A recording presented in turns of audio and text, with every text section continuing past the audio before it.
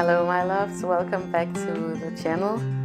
If you're new here, my name is AM. I am a small business owner here in Copenhagen and I have a web shop at AVIUVI.com where you can go and find the most amazing and sustainably sourced crystals from all over the world. And I'll leave a link for it in the description below. So I wanted to show you guys this weekend we went to an art museum close to Copenhagen, and I love sharing these things with you guys. I love to share a lot of things here on the channel, not only crystals but also spirituality just in general. But we went to this art museum and there was an exhibition by an artist named Anish Kappor. Some of you guys might know him. He makes these incredible installations with this red wax, very political installations too. So what I wanted to share with you is this new material that he's working with, that he's been working with for a few years, I believe, and it's called Vantablack, and it's an extremely black kind of black. Vantablack was originally invented for military purposes, this extreme black color. But Anish Kappor has the rights to work with it for art, for paintings and sculptures. So we saw some of these pieces at the art museum and I thought you guys be into that. Of course I loved the pieces just because they're extremely black and it's my favorite color.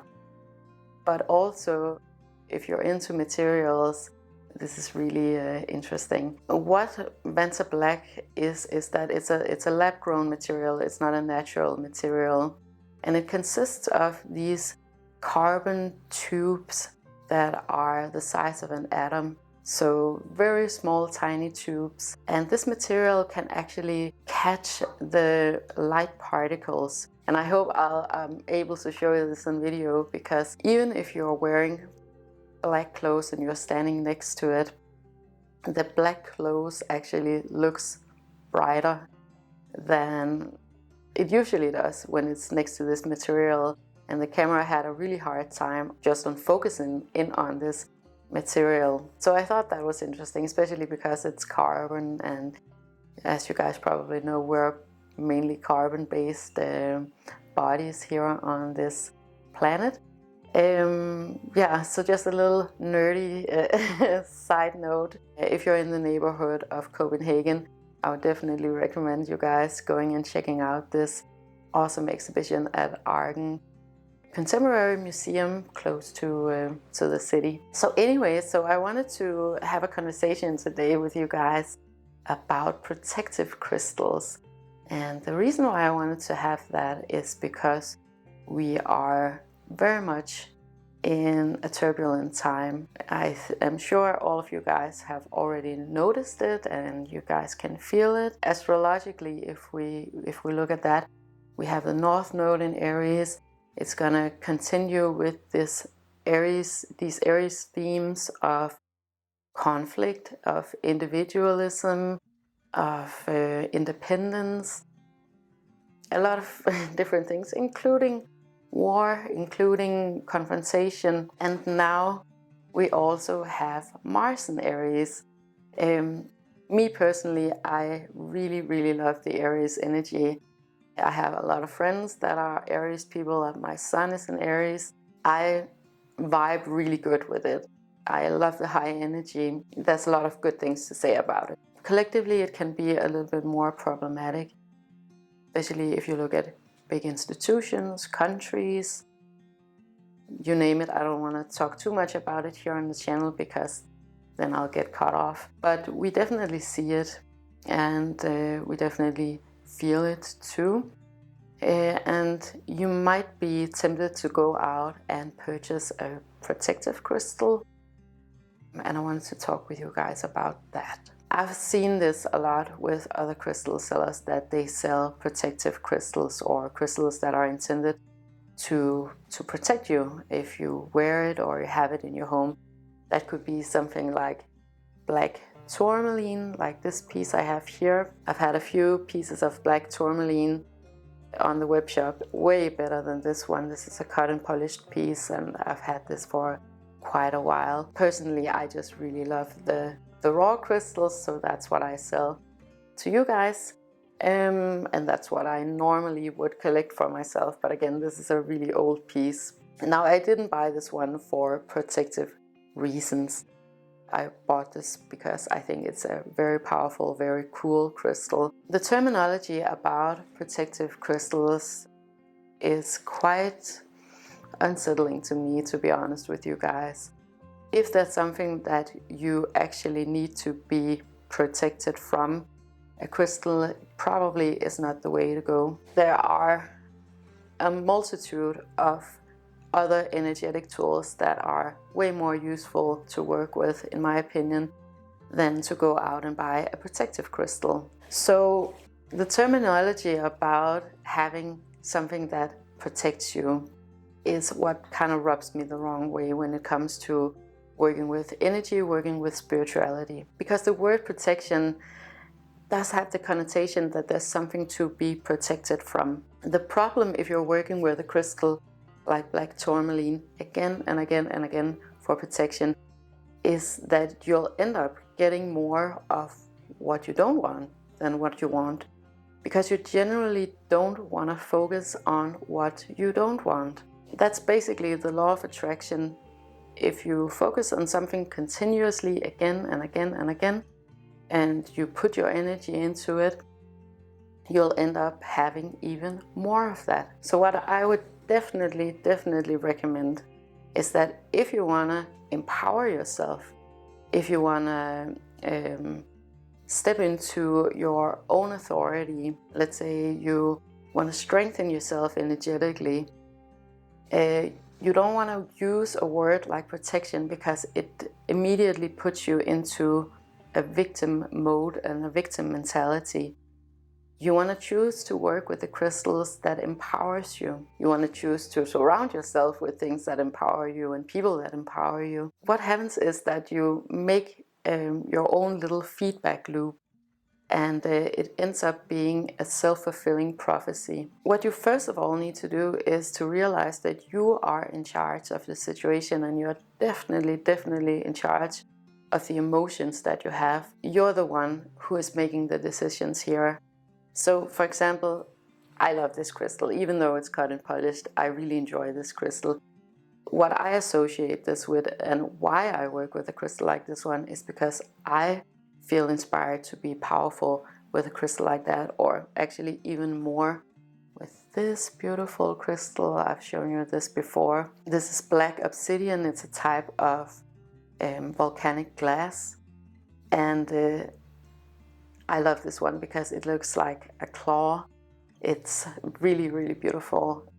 So this is like a splinter out of a bigger rock. So I think this is a way more constructive way of working with a protective crystal, that you find something that matches your highest energy, your highest frequency that you have. I don't currently have any of these on the web shop, but I'll definitely try to see if I can get some for you guys. Some of the other tools that I personally work with when it comes to this type of energy that we're in right now, and I feel it too, like I am definitely feeling this energy, and especially Mars moving into Aries. So for example, in my life, how it has come across has been that I've expressed myself way more aggressively than I intended to do. Thankfully, I have people around me who knows what I usually sound like. But just the way that I've been talking and speaking and expressing myself has sounded more angry than what I actually was at the moment. Another way that I've seen it come across in the people around me has also been a shorter fuse, I would say, is maybe the best way of describing it. So find, if you can find some patience in yourself, for yourself and for others, that might be a great time to exercise that. And speaking of exercise and moving the body is a really efficient and good way of working with this current energy, because you're transmuting this aggression. It could also be something like dancing, and definitely also getting out into nature. So those are the things. If you feel like you are in a state right now where you need some type of protection, you feel like you're not in power of the situation, the first thing that I would recommend would be to go outside, get your feet on the ground, exercise, get your body moving, get the energies flowing. And then from that state, maybe consider to get a crystal that would empower you, that you feel inspired when you work with. Of course, I would also recommend that you have a daily meditation practice, that you practice gratitude, eat healthy, all of those things that we always should practice in our lives. But that can be a little bit difficult sometimes, and then sometimes it is a luxury to be able to do those things. Generally, I would say I am not worried about this time period at all. I think there's a lot of transmuting that's going on, and I think there's a lot of clearing up and clearing out collectively that's going on. So I'm actually very, very excited for this time period, and yeah, I wanted to share my thoughts on that with you guys. It's a beautiful day outside today here in Copenhagen, but I'm definitely gonna go out and move my body, get out into the sun. And then I'm gonna do a little bit of baking later today, so maybe I'll share that with you guys. I have some herbs from the garden last year that I want to use, so I'm probably gonna do some herbal bread, and I have a really easy recipe, so perhaps I'm going to share that with you. I'm doing a lot of work with assembly at the moment. We're really busy with AI and graphic design, but I definitely wanted to check in with you guys, see how you guys are doing and holding up, and I'm sure you're doing fantastic and taking really good care of yourself. But two really powerful good crystals that I want to recommend for you guys if you want to work with your power and strength. It's black tourmaline and black obsidian, especially black obsidian. I mean, you guys, this is amazing. When I have some of this for you guys, I'm gonna get it up in the shop ASAP, because this is one of the best crystals that I've ever worked with. Okay, but yeah, I'll get on with the day.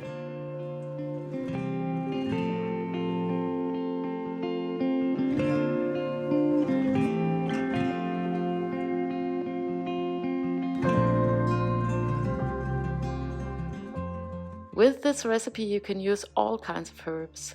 It is really good with nettles or thyme or tarragon. For this recipe I'm using rosemary and lots of lovage from the garden.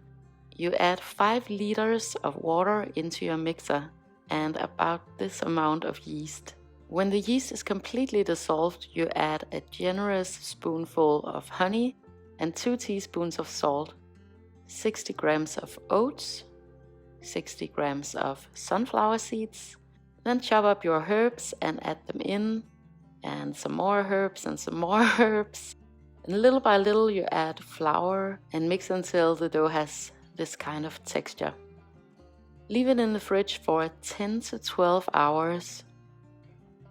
And then 10 to 12 hours later or the next day, you coat 2 bowls with oil or vegan butter like I'm doing here. You're drizzling a little bit flour on it. Then you take your dough out of the fridge, fold it over a couple of times and divide it into 2. Put them into a bowl and let them sit there for 2 hours. Put 2 medium-sized oven-safe pots with lids into an oven and turn it up to 150 degrees. When the dough is finished rising and the oven and the pots are all 250 degrees, you're ready to slide the dough into the pots. Lids on and let them bake for 30 minutes. After that you remove the lids and you turn down the heat to 230 degrees for 10 minutes. So I forgot to turn down the heat, so mine got a little black, but no worries. I just cut off the bad parts, and as always the bread was so tasty and so flavorful that we didn't even need anything to put on. So that was it for the recipe and for this video. I hope you enjoyed it, and if you did, make sure to like, share and subscribe. It lets me know what you guys want me to talk about, but it also helps others to find this content if that is what they're looking for. And I want to wish you the most amazing day with so much love to you and to yours.